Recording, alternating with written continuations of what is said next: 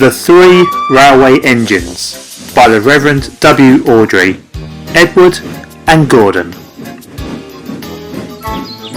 One of the engines in Edward's shed was called Gordon.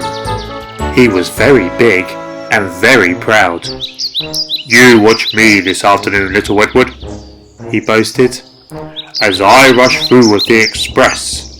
That will be a splendid sight for you."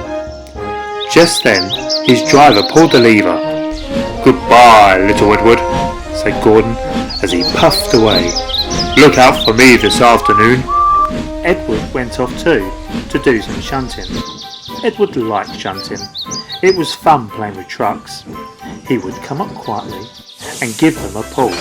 "Oh, oh, oh, oh, oh," screamed the trucks. "Whatever is happening?" Then he would stop, and the silly trucks would go bump into each other. "Oh, oh, oh, oh, oh," they cried again. Edward pushed them until they were running nicely, and when they weren't expecting it, he would stop. One of them would be sure to run onto the other line. Edward played until there were no more trucks. Then he stopped to have a rest. Presently, he heard a whistle. Gordon came puffing along very slowly and very crossly.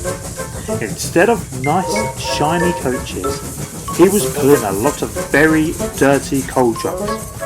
"A goods train, a goods train, a goods train," he mumbled. "The shame of it, the shame of it, the shame of it." He went slowly through with the trucks clattering and banging behind him. Edward laughed and went to find some more trucks. Soon afterwards, a porter came and spoke to his driver. "Gordon can't get up the hill. Will you take Edward and push him, please?" They found Gordon halfway up the hill and very cross. His driver and fireman were talking to him severely. "You're not trying," they told him. "I can't do it," said Gordon. "The noisy trucks hold an engine back so. If they were coaches now, clean, sensible things that come quietly, that would be different." Edward's driver came up. "We've come to push," he said. "No use at all," said Gordon. "You wait and see," said Edward's driver. They brought the train back to the bottom of the hill. Edward came up behind the brake van ready to push. "Peep, peep, I'm ready," said Edward. "Poop, poop." "No good," grumbled Gordon. The guard blew his whistle and they pulled and pushed as hard as they could. "I can't do it. I can't do it.